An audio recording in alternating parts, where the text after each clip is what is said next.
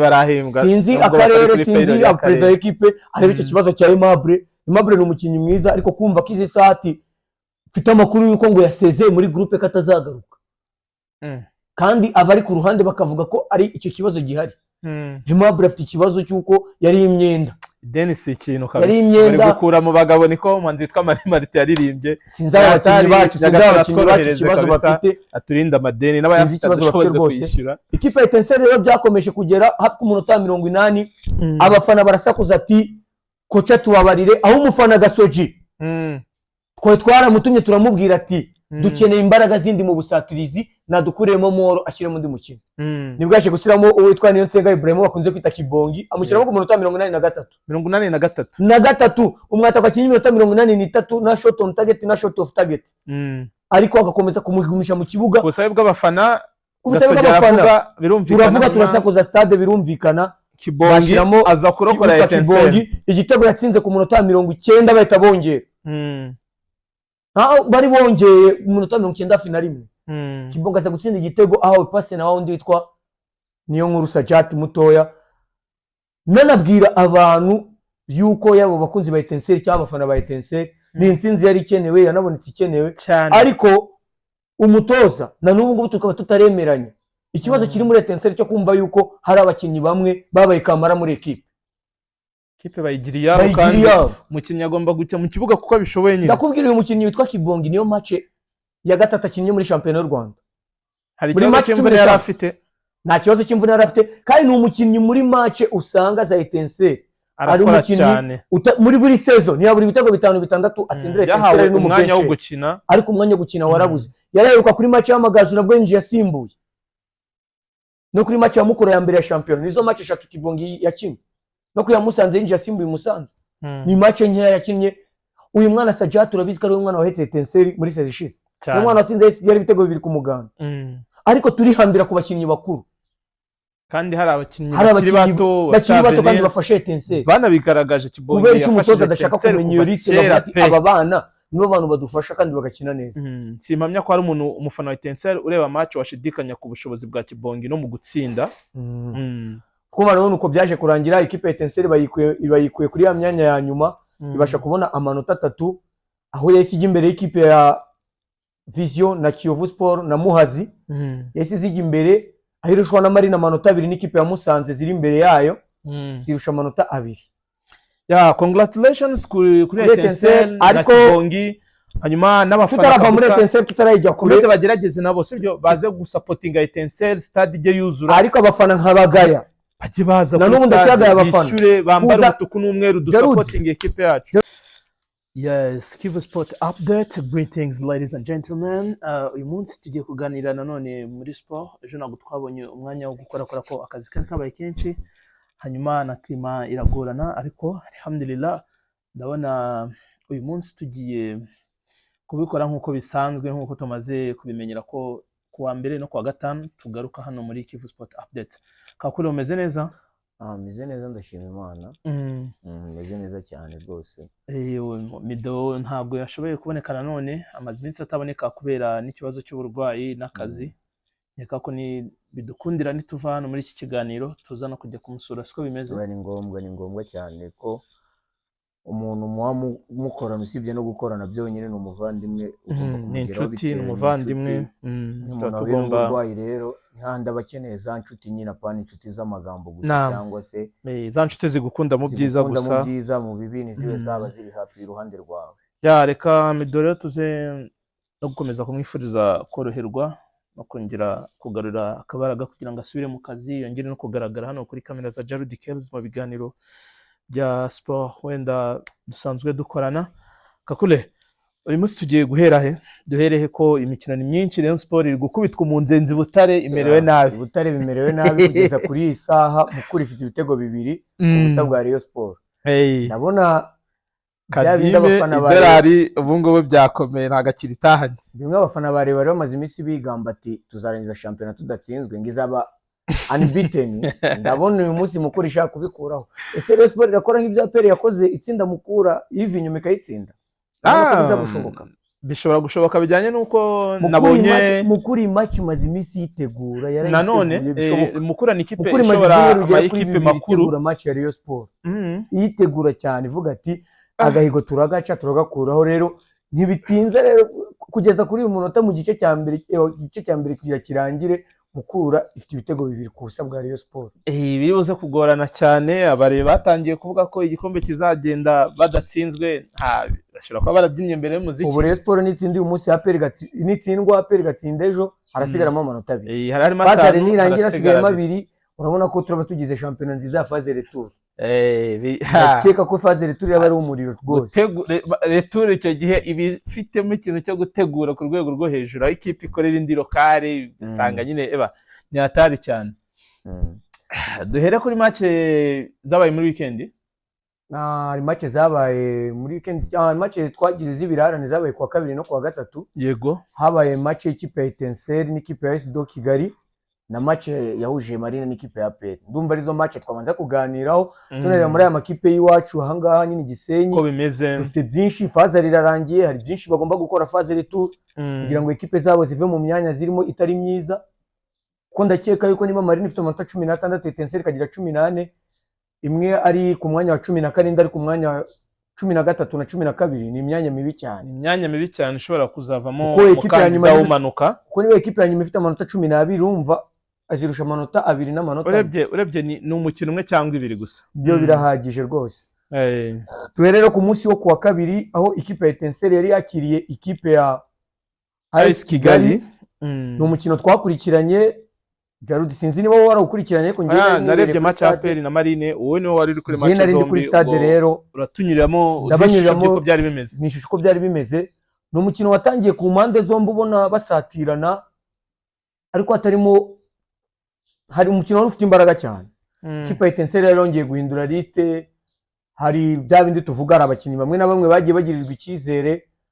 Urabona nko muri 11 bari babanje yari yazanyemo umupeti muto bita Ayman ukina ku ruhande w'urugara ruto ari ku mwana z'umupira pe kandi tubihamya ko Jarud urabizi ko mwana afite tala n'urucabana ibyo ngiye mwana afite tala kandi n'umwana nawe wabashije kwamprovinga akina umupira mwiza.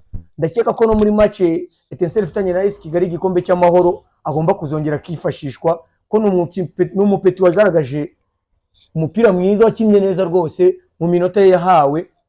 Ariko haza kubaho ikindi kintu mu mukino hagati barakinnye igicambere kirangira ari gusa ku busa. Etincelle ukabona nyine ragira amahirwe kugera imbere ariko finishing ikabura. Etincelle ari ifite Ismail Amoro kuri attaque wabonaga ari umukinnyi uburyo bwinshi ntabwo yigeze abona uburyo bwo gutera mu zamu gukina ariko nta buryo bwo gutera mu zamu yari afite cyane. Usibye Mukogoro cyane wagerageje amashoti agera nko kuri 2 akajya yatera agana mu zamu se cyangwa kaba reflection kaba corner cyangwa agana hanze. Uno kurande rwa SD Kigali Emmanuel Okwi yagiye agerageza Matira akajya hanze ariko Chabarara we ntabwo yatwiyeretse cyane. Okwi se uko amubonye akabaraga karacyari uko afite imbaraga baganira ngo bajya rwose uko imyaka ye dukeka nk'umuganda umuganda wanyegera arambwira ati uyu muntu mukuru ugereranyije 45 ntiyayijya munsi. Hati umuntu ugifite imbaraga uko twamwumvise kuva kera. Ni umuntu ugifite imbaraga rwose kandi nabwo ari mukuru. Niyo mpamvu kuya ko umupira atari imyaka umupira nicyo umuntu yifitemo. Nicyo umuntu yifitemo. Bakomeje gukina nko ku munota wa 64 umutoza Etincelle yaje gukora remplacement akuramo umukinnyi bita Robert Mukogorya azana witwa Niyonkuru Sajati mutoya. Sajati mutoya ramuzi muri umuna wa Mari wo kwa Bagoyi. Yego. Remplacement abafana batishimiye. Kubera iki? Kubera yuko ntago ari remplacement twabonaga yagombaga gukora. Twebwe mu mitwe yacu n'abantu bose bari muri stade twahuje. Kuko umuntu bita Ismail Amoro ni umuntu wari warushye kare umuntu utarafashaga yaba muri je yo kwataka yaba muri je yo kudefanda. Sajati yarakenewe pe. Yarakenewe. Ariko muri iyo minota twabonaga ko Sajati yarakenewe ariko atagomba gusimbura Mukogoro cyangwa Mukogoro niyo umuntu wagaragazaga imbaraga nyinshi umutoza aza gufata icyo cyemezo. Ntago abafana bacyumvise neza natwe twe turi ku kibuga twabonye ko akoze erere kuko Moro ni umukinnyi wamaze gukina iyo minota 64 n'itanu nta kintu arafasha. Asanamo Niyonkuru Sajati Petit Omar nubwo Sajati mukuru yatangiye ari gukina hagati ku 10 ahita asubira ku ruhande. Sajati umwanya sanzwe akinaho abari ujya ku ruhande kuko bari bamuhinduye yarasa nk'uwakinnye ku 10 bongeye gukina system y'abakaseri babiri n'ubundi harimo Tamake na Aimable. Turagaruka ku mukinnyi witwa Aimable nawe numvisha ufite ibibazo bikomeye muri Etincelle cyane. Ngo bimeze bite? Aimable turabigarukaho. Aimable ni umuntu ufite ibibazo bikomeye afitanye n'abakinnyi nagiye numva bijyanye n'amadeni. Ati Aimable afite imyenda abakinnyi ba Etincelle benshi. Yarahembwe Aimable aragenda kugeza bamara gukina match ya AS Kigali. Aimable ntaragaragara mu myitozo. Match yabaye ku wa kabiri twateze ku wa gatandatu, ariko ikibazo nyamukuru nuko hari abakinnyi afitiye amadeni. Kandi amadeni gakaba ari menshi aruta umushahara ahembwa. Byaba ari cya kibazo se cy'ubukene bwari bumaze iminsi muri Etincelle. Nta kibazo cy'ubukene. Etincelle yahembye ukwezi kwa 12 yaguhembye mbere. Ubunani baburiye neza. Ubunani cyangwa babahaye nyuma kuko equipe nta makosa ifite. Hena amadeni umukinnyi ku giti cye. Abakinnyi bagomba batangira kwiga none se equipe management y'amafaranga yabo. Shaka equipe mbukwezi kwa 10 kwa mbere kukiri hagati.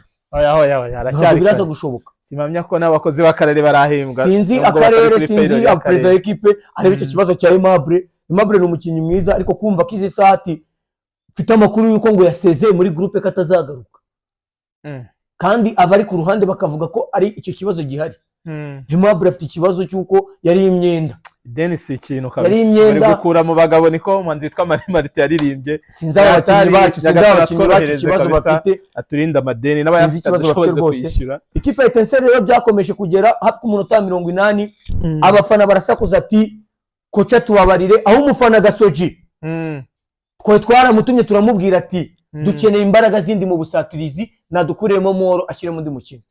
Nibwo yaje gusiramo uwitwa Niyonsenga Ibrahim bakunze kwita Kibongi amushyiramo ku munota 83 umwata kwa kinyi minota 83 na shot on target na shot off target. Ariko agakomeza kumugumisha mu kibuga kusabe bw'abafana. Birumvikana turasakuza stade birumvikana. Kibongi aza kurokora Etincelle igitego yatsinze ku munota 90 bahita bongera. Bari bongeye mu munota 91. Kibonga aza gutsinda igitego aho passe na wundi witwa Niyonkuru Sajat mutoya. Nanabwira abantu yuko yabo bakunzi ba Etincelle cyangwa abafana ba Etincelle ni intsinzi yari ikenewe, yanabonetse ikenewe, ariko umutoza na n'ubu ngubu tukaba tutaremeranya. Ikibazo kiri muri Etincelle cyo kumva yuko hari abakinnyi bamwe babaye kamara muri equipe bayigiriya kandi umukinnyi agomba gucya mu kibuga kuko bishoboye nyine. Ndakubwira uyu mukinnyi witwa Kibongi niyo match ya gatatu akinnye muri championnat y'u Rwanda. Hari ikibazo cy'imvune yari afite? Nta kibazo cy'imvune yari afite, kandi ni umukinnyi muri match usanga za Etincelle ari umukinnyi muri buri season ya buri bitego 5-6 atsindira Etincelle n'umwanya wo gukina, ariko umwanya wo gukina warabuze. Yaraheruka kuri match y'amagaju nabwo yinjiye yasimbuye, no kuri match ya Mukura ya mbere ya championnat nizo match 3 Kibongi yakinnye, no kuya Musanze yinjiye yasimbuye Musanze. Ni match nkeya yakinnye. Uyu mwana Sajat urabizi ko ari umwana wahetse Etincelle muri season ishize. Umwana watsinze yari ibitego 2 ku muganda. Ariko turihambira ku bakinnyi bakuru. Kandi hari abakinnyi bakiri bato kandi bafashe Etincelle. Bana bigaragaje Kibongi yafashije umutoza adashaka kumenya uriste bagati aba bana nibo bantu badufasha kandi bagakina neza. Simpamya ko hari umuntu umufana wa Etincelle ureba match washidikanya ku bushobozi bwa Kibongi no mu gutsinda. Kuba rero nuko byaje kurangira ikipe ya Etincelle bayikuye kuri ya myanya ya nyuma, ibasha kubona amanota 3 aho yahise imbere y'ikipe ya Vision na Kiyovu Sport na Muhazi. Yahise zijya imbere ahirushwa na Marina amanota 2 n'ikipe ya Musanze ziri imbere yayo zirusha amanota 2. Congratulations kuri Etincelle na Kibongi. Hanyuma n'abafana tutarava muri Etincelle tutarayijya kure bose bagerageze nabo sibyo baze gusupportinga Etincelle stade ije yuzura, ariko abafana nkabagaya baje baza na n'ubundi cyagaya abafana bishure bambara umutuku n'umweru dusupporting equipe yacu. Rero dikuza ko abafana ni byiza, ariko hari abafana baba bari muri stade badekuraje abakinnyi. Ukinya kuca baraka kamutuka fanatisme nigerageze kugira amaranga mutima makeya yo kuba watuka umukino. Twihangane n'abakinnyi bacu. Je hari abakinnyi tuganira banga Gisenyi bakambwira ngo match z'igisenyi zijya zitunanira, ngo dukina neza match zo hanze nabo kubera kizibananira, n'abafana batubereye ikibazo. Abafana kugira ngo baduhe courage baratudekuraje, kubera icyo abafana badekuraje abakinnyi. Dusenyera umugozi umwe bafashanye, twitwa ko dukunda Etincelle tujye turebera no ku bandi bafana dusupporting abakinnyi bacu nabo bari bari yifuza gutsinda. Nta mukinnyi bavuye mu rugo aje kuri stade twambaye umutuku n'umweru, babone stade yabaye umutuku n'umweru ku buryo nawe aza mu kibuga agahita avuga ati kweri abafana baturi inyuma, reka natwe dukore cyane. Umufana n'ufana equipe mu bihe byiza no mu bihe bibi nakudekuraje equipe. ndumva ibyo twaranabivuzeho ubushize mu kiganiro na Gasogi. Tutarava kuri Etincelle na n'ubwo bari mu kibazo cy'umutoza. Anyway, ndumva umutoza ngo w'umukongomani watozaga Musanze, si ntago ndamenya amakuru neza, ntago ndabihamya n'unagwanogwa n'umutoza bita Seninga Inosa. Seninga amaze gusesa amasezerano muri Djibouti. Charudi Seninga n'umutoza uzi Etincelle wayibayemo, yigeze kudukura ahantu hakomeye, igiye kumanuka. Seninga ari umutoza nawe utagira ibihe byiza muri Etincelle, tagira amaranga mutima mu mitoreze. Umutoza zamuye abakinnyi benshi bro, no mutoza ushoboye wafashe ikipe ya Etincelle. Ndibuka ku gihe cye n'abamirafa muri Etincelle asoje ku mwanya wa 4. Sinabwo nkeka ko twatsinze APR. Ubwo twatsinze APR ntago ari cyo gihe nibwo twavuye muri ya myanya yari igiye kumanuka. Umuntu adusozereje ku mwanya wa 4 ni Ruremesha. Ariko no ku gihe cya cyura mutoza wundi nawe rwose Etincelle bamirafa nabwo bahitaga bagurwa muri za polisi n'abayito Etincelle nziza ku gihe cye kandi wabonaga kitoje byanda bavuga ngo ikipe iratoje. N'umutoza w'umuhanga atashidikanya. Ariko nkasaba umutoza ari wese waza muri Etincelle yaba na komite iriho bagerageze staff zaba imwungirije nihakomeza abasanzwe bazagerageze umutoza agire liberté yiwe, kuko hari igihe wumva yuko uzanye umutoza wa mbere ariko ikibazo kitari umutoza wa mbere. Ikibazo kiri muri assist coach naho ngaho bandi bamwegere ku ruhande ugasanga atari cyo kibazo cyari umutoza wa mbere. Umutoza wa mbere uzabuje muri Etincelle bazamuhe liberté akora ibyo agomba gukora. Etincelle nta gifite ikibazo kinini. Dufite abakinnyi beza muri equipe ya Etincelle. Abantu bagerageza kuri match nubwo abamwe mu bafana tubanenga kutitwara neza, ariko uko bimeze Jarudi Etincelle nagivura abakinnyi benshi. Etincelle buri ifitemo kongeramo nk'abakinnyi nka 3 gusa. Uzanye umukinnyi mwiza wo mu mediateur ukina ku 8, mwiza ukina ku 8. Apana ngo mwiza ukina kuri 6, aba nimero 6 hari Aimable, hari Tamake, hari Pasi muri Munabula, hari Bilal, abo bose na nimero 6. Ariko nta nimero 8 kuva ki pasa yarwari. Etincelle na nimero 8 igira. Ndakeka ko nabo no muri staff babona nimero 8 igira. Bashake nimero 8. Etincelle ifite umupointer Ismail Amor. Ariko ntago ari wo mu mwataka dukeneye w'umunyamahanga. Ntago ari umunyamahanga dukeneye. Baradupfunyikiye batuzanira undi mwataka wo mu Burundi ngo yitwa Rajabu, we simubona izisanga ari Burundi, sinzi kuva yagenda ngo mu minsi mikuru ntawe. Mu nimero 8 bazanye undi witwa Rahim, no ari hasi nawe yaragiye ngari Burundi, nawe uhari. Mushake nimero 8 mudushakira umwataka nimero 9. Etincelle imaze imyaka 2 istruggling ikibazo cy'umuzamu. Ikibazo kimaze igihe. Ikibazo cy'umuzamu kimaze igihe. Etincelle imaze ikibazo cy'umuzamu. Byari dutwibukiranye muri championnat y'u Rwanda tutagiye kure, tutagiye kubatuza. Abazamu bahari badafite akazi. Kandi b'abanyarwanda badufasha kurusha bahari. Tuvugemo nka 2, tubyire nka 2. Habarurema Gahungu nagari umuzamu mwiza. Birazwi umuntu wese urabashaka. Na kontra na equipe afite atandukanye n'ikipe ya Bugesera. Uri ari umuzamu wafashe. Hategekimana Bonheur si umuzamu mwiza. Abo bose n'abakinnyi b'Igisenyi. Abo bose n'abanyarwanda twibukiranye ni n'abana b'Igisenyi. Bayifasha biroroshye kubaganiza bakaza muri Etincelle nabo bakeneye gukora. Abari mu rugo nta nubwo bagusaba ibya mirire. Bamaze imyaka 2 bicaye bakeneye akazi. Bonera amazima kumwe Gahungu amazima kumwe no yagiye muri Bugesera nago yakina. Yego. Yabona abantu badufasha. Kandi abazamu beza kurusha abo dufite. Cyane. Je nawe wanumye muri abo bakinnyi bose nta niwo tuvugana birenze. Nta n'ufite mutima mfite ngiye na analiza football. Niyo namaranga mutima ngira ku mupira. Etincelle ndayikunda ntago nayikundira ibintu bibi. Mwaje gushaka umuzamu mutazi aze bibi bibazo. Nyamara dufite abo tuzi bataduhenda abanyarwanda kandi banadufasha. Bakunze ari equipe. Icyambere twibukiranye Bonheur amaze imyaka 12 muri championnat y'u Rwanda. 13 na national yageramo after experience muri Gahungu yazamutse muri saison 2013. Gahungu yazamutse 2013-2014 nicyo gihe na Bonheur yazamukiye. Bose bafite saison zingana. Bafite experience muri championnat bato bari mu myaka myiza yo gukina. Izisa Etincelle ikeneye abakinnyi bafite experience baradufasha muri phase retour. Turumvikana. Yego. Ni ibyo ngibyo Etincelle kwiye gukosora phase retour ikabitubera nziza, umwataka mwiza, umuzamu mwiza, nimero 8 mwiza, abandi turabafite. Umutoza gatoza ibye, nta muntu umuvugira mu matwi, utwo dukundi tukavamo, izo shusho zikavamo, abantu bamwe bakatangira ibiki n'ibiki. Tugerageze buri wese akora akazi ashinzwe muri Etincelle. Ni buri team manager kuri bya team manager tuachiane makazi. Tuachiane makazi kama muri team manager. Team manager umutoza arateza, team manager managing amatika ave muri equipe, ntabyo gushwana equipe benzi. Ntabwo Etincelle buri ibintu byinshi. Nibyo ngibyo twavuga kuri Etincelle. Reka tujye ku mukino wahuje ikipe ya APR n'ikipe ya Marine.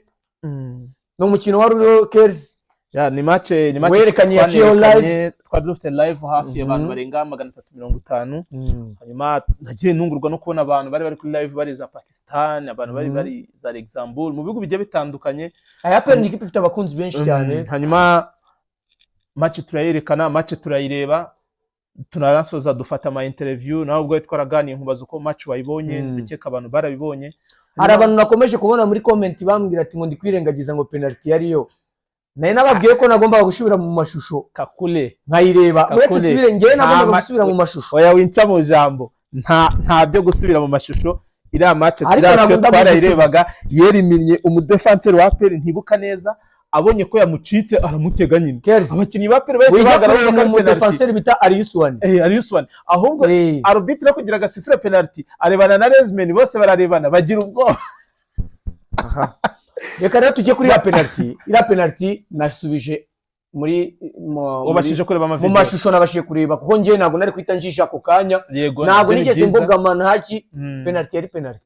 Hano cyabana penalty yariyo, ariko nyine byarabaye umusifuzi afata icyemezo cye, ntacyo twe twahindura nk'abantu. Akantu kancekeje penalty yabayeho nuko yatinye gufata umwanzuro. Arebana na Rezmen, bose bararebana, n'abakinnyi ba APR barahagarara. Ikipe ya Marine rero yaje kubanza igitego, igijambe cyangiye ubusa ku busa. Ubona Marine iri kujibona uburyo bwinshi, witwa Ndombe yazonze APR arabakinga, bamukorera amakosa arenga 10. Umukinnyi bita umusifuzi yanga gutanga amakarto kugeza ubwo yamubajije ati urashaka ko biza kugenda gute. Umukinnyi bita Lamine Ba yarasi igitego kitaratwa. Kira gitego twari twakibaze, abafana ba APR bamaze guhaguruka barakonja. Akimara kukirata Marine birabakosoye. Olivier Usabimana Olivier muzamakoze hafi passe enye baturutse mu zamu. Usabimana Olivier ni umukinnyi maze kubona kuri match zirenga enye za APR. Izo match hafi enye ushobora kuba afitemo nk'ibitego 5 atsinda APR. Arayishobora cyane, kinnyi mwiza cyane ushobora APR. Marine rero ko yakinnye neza, bagaruye kapiteni Gikamba Ismail umukinnyi mwiza, nibaza impamvu adakina computer rwose, sinzi impamvu adakina rwose. Kapiteni wacu yarakinnye neza, ariko Marine ifite izindi mvune nyinshi, ariko APR yarushijwe hagati cyane na Marine kubera Gikamba na Ndombe. Wabonaga noneho nira system yo gukina baturutse inyuma, ntabyo gukina gipira ndaguteye, ahubwo Gardia agafata izamu agashyira mu baraterale bakazamuka, baro yagera hagati Ndombe akayikontrola neza, Gikamba akarikura za passe ndende.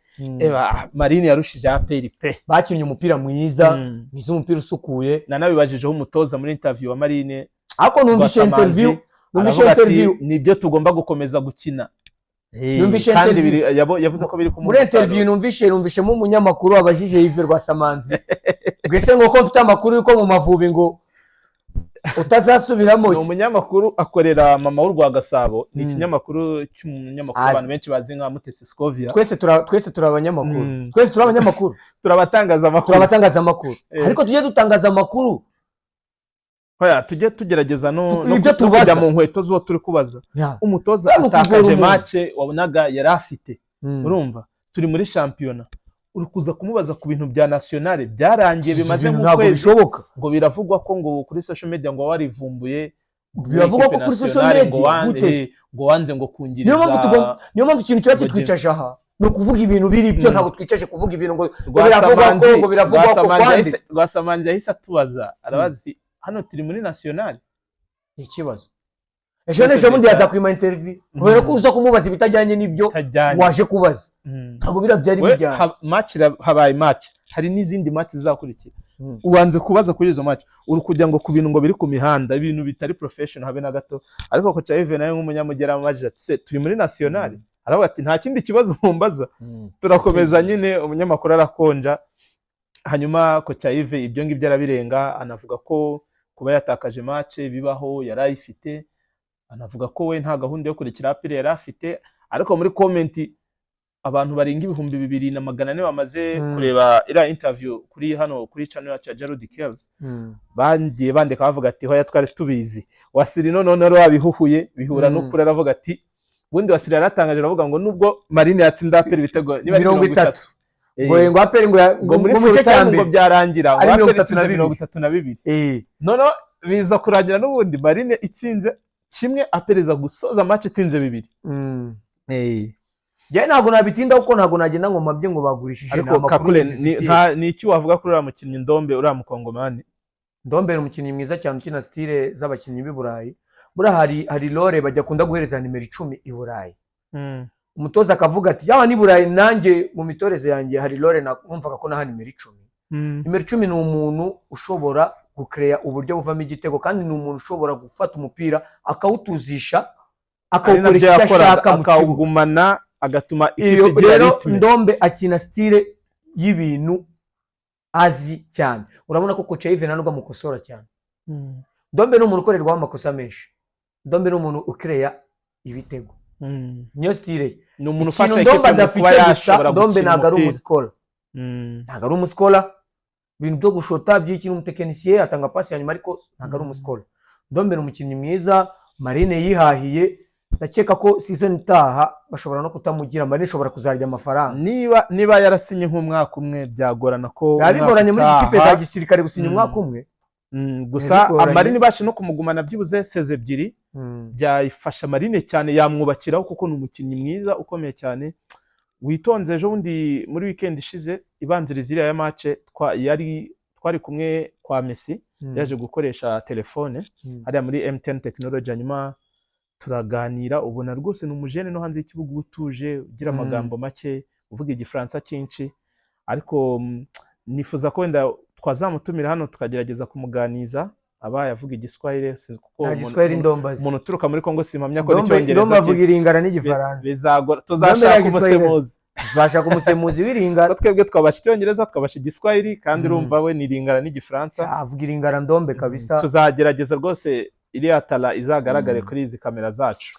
Umutoza wa APR we yakoze ibara. Umutoza wa APR yaba rigita ibara iyo wafashe decision umukinnyi akakuvuguruza. Yego narabimubajije ndamaza nabanje mu congratulating amwe ati congratulations bonye amanota 3 kuko nago wambwira ngo umuntu uzamura ira nani ya remplacement ngo niwe wibeshifuzi wa kane kuko umusifuzi wa kane yazamuye nimero 27 ruboneka aranaza hasohotse Arsene. Yego umutoza abwira Arsene subirayo hagari wowe haza nde ruboneka mu gihe tukiri muri ako kajagari Claude yegera umutoza aramubwira ati hoya ikibazo twarabikurikirana. Ikibazo cyabayeho bashatse ko ruboneka asohoka umusifuzi arabya ngo mutegereze baro ibanzirenge noneho Claude ahita turuka kuri kurare hirya azayirukanka mbona arimo kuzunguza intoki amubwira ati ntago ruboneka avamo noneho umutoza Dark ahita abwira umusifuzi wa kane barahindura hanyuma ruboneka gumamo haza undi mukinnyi ruboneka aza gufasha APR ku munota wa nyuma atsinda igitego. Nabonye abantu batubaza ngo kuko tutasemuye muri la interview ariko nuko twagira ngo dutanga update ako kanya. Umutoza yansubije avuga ko ntago ruboneka ngo ntago Claude yamubujije gukuramo ruboneka ngahubwo yari mari gushaka nyine kuboga kwidefanda ahubwo ngo yamubwiraga ko ngo bari kudomina ngo icyo bakora ngarukongeramo ahubwo umwataka imbere ibintu nyine bidasobanutse urumva twari turimo kwihuta nga nubundi numwataka waruje aho gukibari bagiye kuramo mu mediateur nimero 10 kandi muri system y'undi mutoza yarabaze kagiye gukinisha kane wewe gute donc yarabihakanye avuga ko ngo ko ruboneka atigeza mubuza gusimbuza ngo ko Claude atigeza mubuza gusimbuza ruboneka ariko nyine wumvaga ari byo kwidefanda twe twarabibonye abantu bose bari ku kibuga barabibonye ariko ngiye umutoza wa APR ikintu mujija mukinnyi bita Baka kwitonda Baka n'umukinnyi mwiza cyane adahabwa iminota ya APR nandwa kwiye kwicara rwose ko nabintu barafinda bakina n'abaraba muzungu ibintu bisanzwe Baka afite talent yayigaragaje yagaragaje impano yo kuva kera yagaragaje ko umukinnyi scoringa kuva kera ariko nyine niwamenye iby'abazungu n'ubundi bakora ibihabanye n'ibyacu kenshi cyane ariko Baka n'umukinnyi mwiza cyane. Dukomereze hari izindi update ufite cyangwa na update nyinshi mfite mu Rwanda ni byinshi tuzavuga mu minsi iri imbere. Shampiyona nuko nabonye gusa bavuga ko shampiyona phase retour izagaruka ku itariki 8 z'ukwa kabiri. U Rwanda rwaba rwitabiye cyane ikazagaruka tariki ya 2 z'ukwa gatatu. Yatari cyane gihe kinini cyane ibintu bya cyane n'amavubi bitarasobanuka tuzakomeza tubikurikirane rukumva ko twazabimenyera tuzaba kumenya amatransfer agomba kuza mashya. Ikipe ya APR yasinyishije abakinnyi babiri b'Abagande yego bavuye mu gihugu cy'Ubugande kabisa. Harimo nabonye bita Kim Kiwanuka umukinnyi mwiza w'umuhinga nakurikiranye bose bakina muri national y'Ubugande baranahamagawe n'abakinnyi beza bashobora bazafasha kuzafasha APR ariko kabisa. amakuru mfite bagomba gusimbura uwitwa Godwin Odibo n'uwitwa Johnson Chidiebel. Ni abawinga bo muri APR badakina b'abanyamahanga ntitubabona, niyo makuru mfite ko bashobora gutizwa ikipe ya Marine. Aba banyamahanga babiri ntabwo turamenye neza, binagenze neza bashobora kuzafasha APR. uwitwa Nsanzimfura Kedi akaba yavuye aho yari amaze igihe akora imyitozo mu kipe ya Kiyovu, byanze yuko Kiyovu igura, ubu ngubu akaba yibereye mu ikipe ya AS Kigali, nabonye bamuhaye n'umwambaro w'imyitozo, ashobora gufasha ikipe ya AS Kigali muri phase retour. Yego, reka tuzarebe ko azabasha kuba stable agakina. Ikipe ya Vision ikaba yasinyishije amezi 6 witwa Musa Esenu Simba. Uramuzi ni Umugande bakunze kwita Ginger Boy. Yes. Mugande kabisa wakiniye ikipe ya Rayon Sport. Mwataka mwiza udatsinda cyane ariko mwatakugoranye. Atakugoranye cyane ariko guscoringa ni gakeya.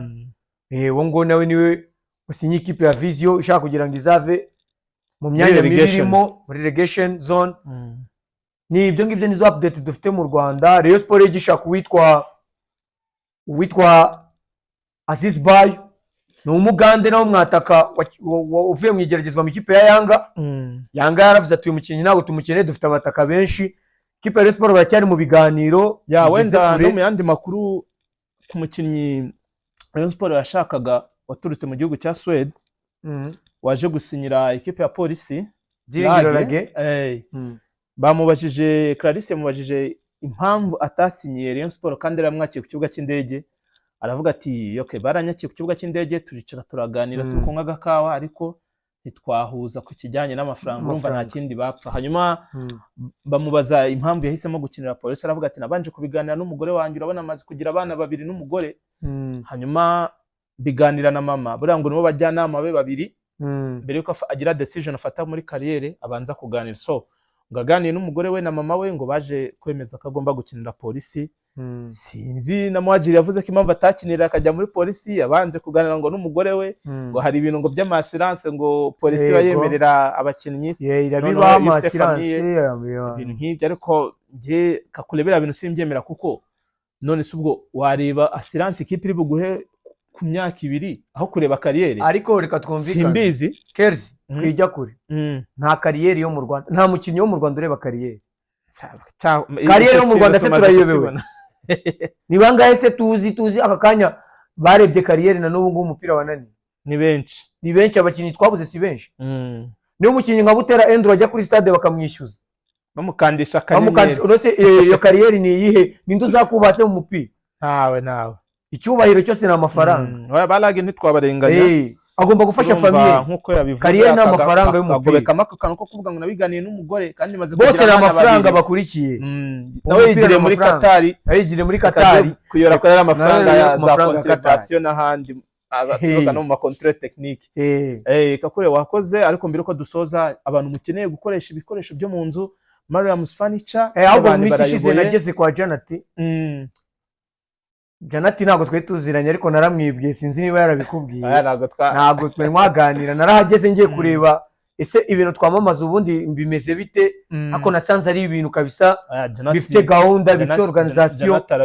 Janati kabisa ibintu bye ku mafaranga makeya bidahenze kandi byiza. Ntabwo bashaka guhenda abakiriya, ahubwo bashaka kubaka partnership n'abakiriya kugira ngo uko bagenda bagaruka ari hazajya yungukira.